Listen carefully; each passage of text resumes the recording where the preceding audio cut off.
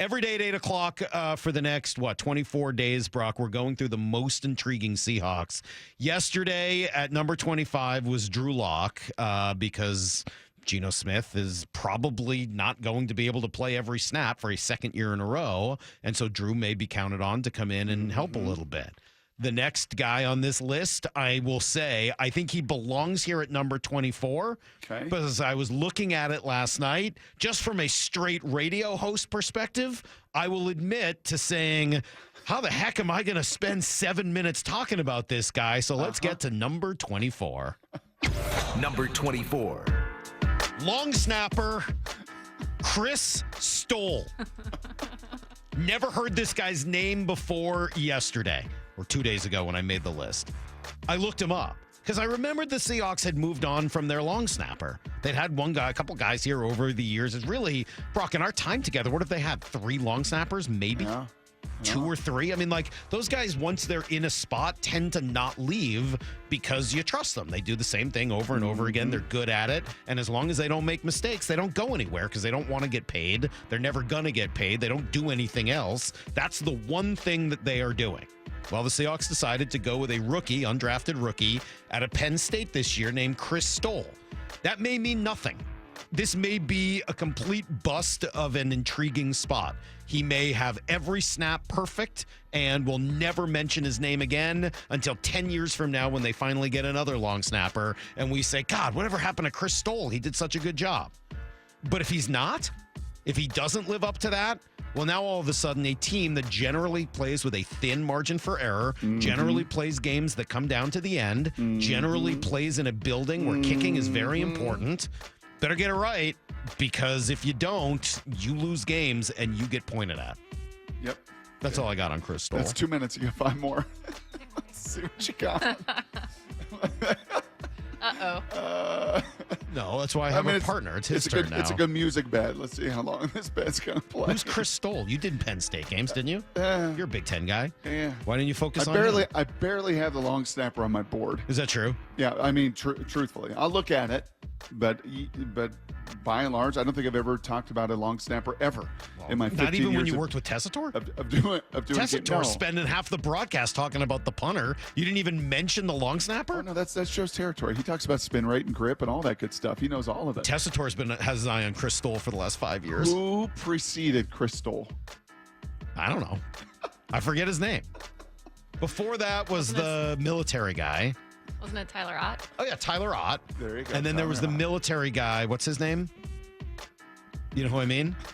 Yes, you do. The guy who was like a ranger. Nate something. Boyer. Nate Boyer, yeah. And before him was another guy. Was Nate Boyer a snapper? Yes. Are you sure? 100%. So insightful, guys. 100% sure that Nate Boyer was their snapper. Yeah. 2016. Yeah. I mean, we hardly knew the name Taylor. What was it? Ott? I knew it was Ott. Tyler What's his Ott. first name? Hardly knew him, and that's a great thing. Right, you don't want to know that guy's name. You never want to know him. I also want to know, was it just a snafu last night on your show notes as you sent out?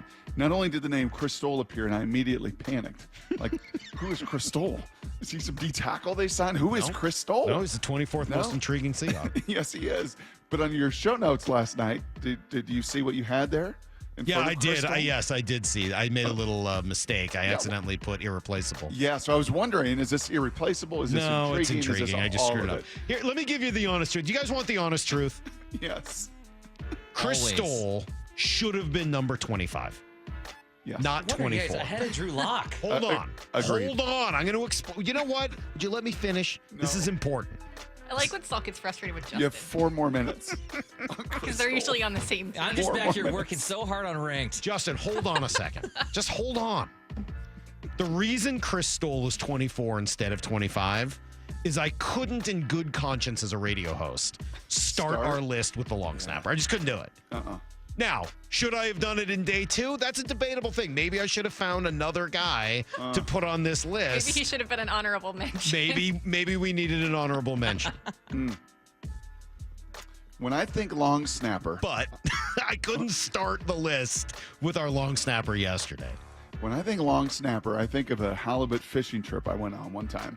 And there was a boat, wildlife came and pulled us over, which happens. Make sure you got your permits, make sure you're catching legal fish and everything else. And this guy popped on the boat. He was happy as a clam. And you know what he was? He was a long snapper at Oregon State. Yeah. So that little halibut point became long snapper point. And that's about the most relevance that a long snapper has had in my life. You played football for a long time. I did. Quite a And while I ago. loved Jean-Philippe Darche. Well, that's what I was going to ask. Who were your long snap? Because for a while you had to hold until, if I know the story correctly, you pretended to be bad at it so that you wouldn't have to keep doing it. I got a tick, okay? My eyes started to blink, and I had a horrible, horrible tick, and I didn't go see a sports psychologist to break that tick, so I was done holding. Jean-Philippe Darche was a Canadian, and he was in med school, and he left med school to be a snapper. And he had the biggest hips you've ever seen in your life. But he was a great snapper. And I think he played 7-8 years and then went back to Jean-Philippe to med school in Canada and is now a doctor. Great, great guy. And Justin Snow in Indianapolis, terrific guy as well. Just two awesome, awesome dudes. They're usually quirky. They usually know their role of the 53 men in that locker room is a unique one, as they spend their life looking between their legs, snapping a ball and making sure that it hits the exact right spot every single time. But they made a decision here. They saved probably $1.5 million or so. Go with an undrafted rookie. To go with an undrafted rookie. I mean, it's better than drafting a guy at the spot, I guess. Anyway, Chris Stoll, maybe we'll never hear his name again, but he is number 24 in the most intriguing list. We'll be doing that every day at 8 o'clock.